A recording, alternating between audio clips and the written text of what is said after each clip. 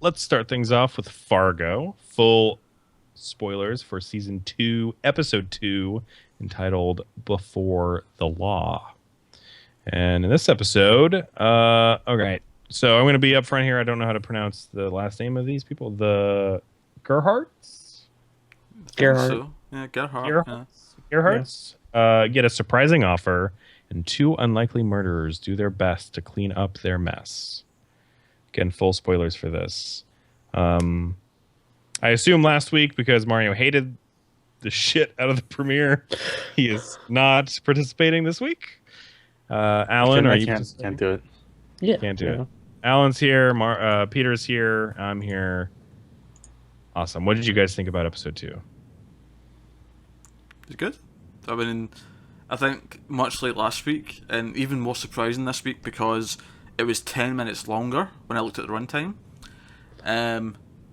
It still went in really quick, and then when it actually faded to black and went to credits, I was like, no way, that's already over. That's a good thing. If I'm saying that, that's a good thing. Yeah. It is. It's very brisk. It's a lot of fun is a relative word, I guess, but it's enjoyable to watch. Definitely. It's Alan, very entertaining. Yeah. We didn't get any crazy action sequences or anything like that. We didn't see any UFOs this week or anything. But No. The hint good at the thing, end, though, the song at the end, or not the song, but the monologue at the end was definitely yeah, that's true. alien stuff. It is weird. Something's going on there that maybe they're just fucking with us. But yeah, it was really good. I love the acting in the show. The acting is superb. I'm surprised that I really love Ted Danson. Yeah, he's good enough. Oh, he's great. For real. That whole standoff scene between him and we get these new characters. See that scene? I firmly believe that entire scene Ted Danson was about to buy it. He was about to snuff it. Right? I thought he was a dead man. Yeah, it was so tense. He didn't. I mean, he's fine. He lived. But the fact that the entire scene, I was thinking he's probably going to die, is actually a really good thing. That's a really good, strong storytelling that they had me convinced the entire time that he was a goner. I wasn't even thinking he might die. I was thinking he's dead at the end of the scene. And I was surprised that he didn't, I was totally thinking that at every movement. The actor, I don't know the guy that plays that actor, the actor opposing Ted Danson. The new black, well, not hitman. Maybe he's a hitman, but he's the one who spoke. Yeah, the one who's questioning people. The one who spoke, not one of the twins that looks the bodyguard twins. He's the guy they were protecting. He's awesome. Every scene he was in, I was just Alan, I was just imagining you watching it. I was like, you want him to be in a fucking Tarantino movie reading Tarantino. It's I've seen him in other things, and he's never really been as good as he was in this. So he's really kind of coming up. He was just I don't know. Dialogue. He was just reading that dialogue like it was the most natural thing that ever came out of his mouth. It was awesome. That scene. Yeah, the monologue that he had toward the end, where it was he was like, it really says something about the state of the world, where two men can stand on the side of the road and have a nice conversation. Nice, while all around them, things are chaotic and going to hell. It was just so fucking menacing, and he also has these two guys behind him. So whenever you actually look at it, you look at the screen, it looks like there's just so much more on the opposite side, and they're just kind of flat. So it looks like a giant wall that this guy is coming up against. Whenever they eventually go back into the car and everything, the way the shot's composed and all this is just set completely against him, and makes you think that, okay, they're going to get back out of the car as he's walking away and shoot him in the back. But it doesn't happen.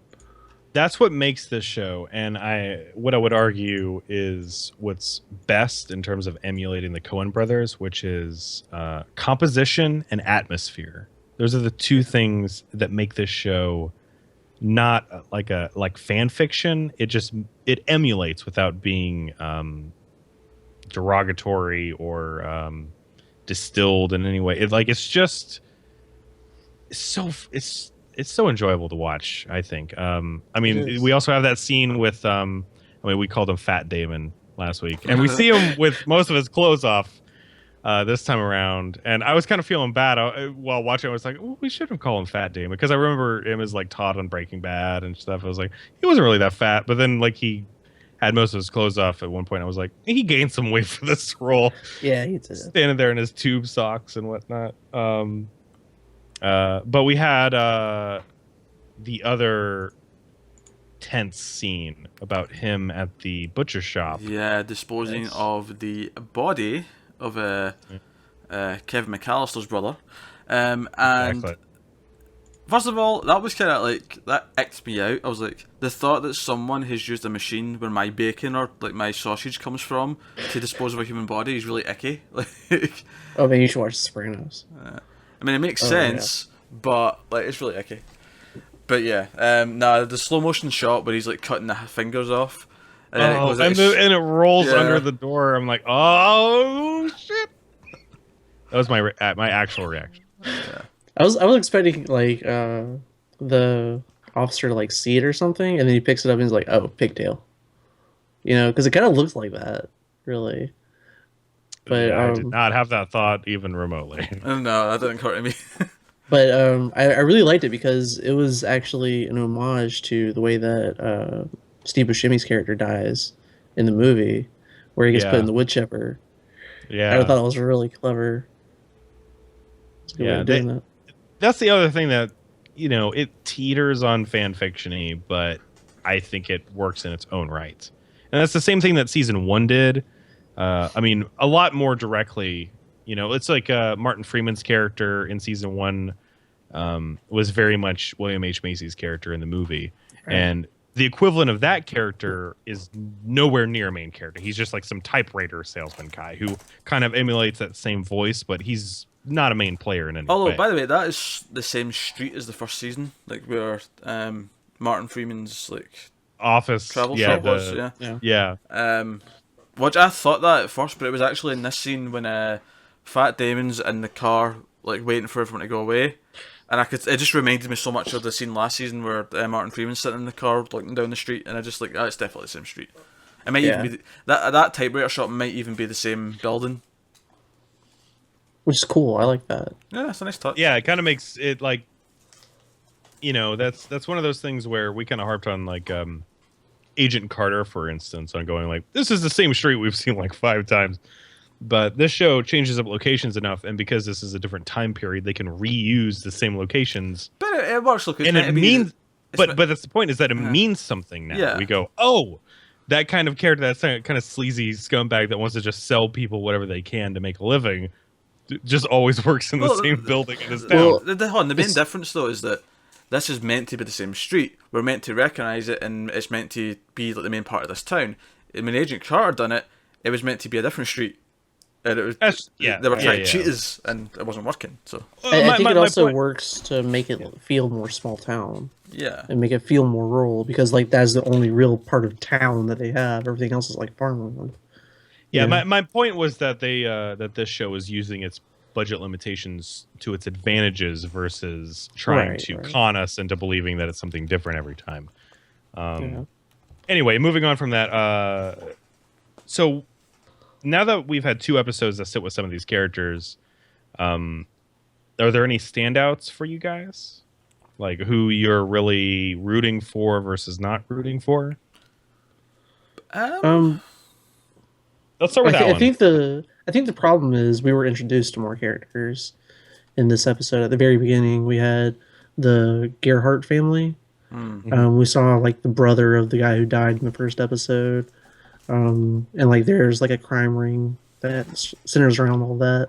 So, and like the guy who wants to take over from his mother, he seems like an asshole, really. But at the same time, he could be one of those assholes where it's like, he's just so good at what he does that he ends up becoming really likable.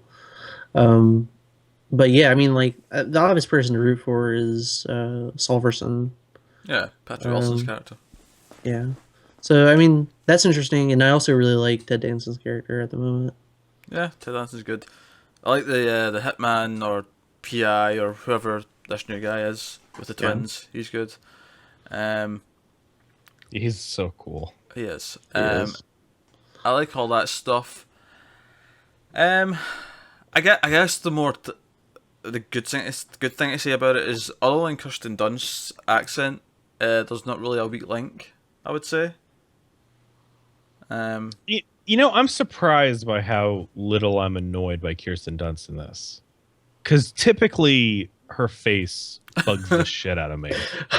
And for some reason, and I think it's because of the way this character is written, that it works toward it. Yeah, the face actually enhances the character. It makes me root more for Fat Damon. Yeah, to get away from this evil bitch. Exactly, and I think that's where it's going to head, and we get like a little sense of her just wanting to break the rules and that kind of thing, which I enjoyed. Because it was kind of flip flopped in that scene where her like boss or whoever it is like, oh no, go to the seminar because don't want to be just a housewife who's trapped in a castle with her man. You want to be the independent woman who's equal or whatever. And she's like, it's a lot of dialogue like that, and the whole time I'm thinking, but wait a minute, she's got him disposing a body for her. Like, she's the one who's got him under the thumb. He's not being the macho, oh, I'm the man of the house and you're the little housewife and you do what I say. It's actually the opposite. And it's interesting. It's an interesting. I think that he's completely unaware of that too. Yeah, yes. Because like whenever you see him and how he reacts to this murder, like he doesn't really have an emotional reaction. He's very like cold and distant, and then it kind of relates to like whenever he takes it to the butcher shop because he imagines it's just another like thing to cut up. Yeah, I think it's it's just mostly internalized for him versus her like feeding off of some kind of instability. It's like she's got something messed up. And he's just trying to save whatever semblance. Yeah. Like, I mean, it does affect him though, because he does burn his clothes. Like, he's like, like, I didn't think that was just a measure to like make sure that there was no DNA or whatever on his clothes. I thought that was partly him not wanting to have those clothes anymore. Like, he wanted to get rid of them and make sure any semblance of like the blood that was on that guy is gone. Any semblance of that memory of what happened, because to him, this is just some pebble in the pond I overlook in terms of like how I live my life because I'm supposed to be with this woman. This is how things are supposed to be. This is how normal Minnesota life is. And he's the mild-mannered guy that's thrown into this that has no idea what's going on, which is something interesting that we haven't quite gone with Fargo in the past, movie or TV show, because it's always been somebody that went too far and then has to do something about it. This guy is just married to some crazy bitch. And so we got to see how that goes. And I guess that's why Kirsten Dunst is actually like playing to her strengths here, because normally I don't trust her. Whenever she's playing a character, I just for some reason don't trust her. I mean, it's like in Eternal Sunshine, she's not entirely be trusted, but she got screwed over there too. But whatever, regardless, I don't generally like her, and you're not supposed to like her in this show, or at least I don't feel like you're supposed to. Yeah, so, I mean, I think what was interesting too, whenever you see him throw all his clothes in the fire, like you guys were talking about, is we get that shot of his belt buckle in there. Yeah, and it's like, oh, that's the thing that's gonna fuck him up because that's not gonna burn, So it's gonna end up staying there. Yeah, there's always those elements in Coen Brothers stories where it's just the one thing that was left behind, just that one moment. So that's Fargo, and we're all enjoying the hell out of it, at least the ones of us that are still watching it. But Mario.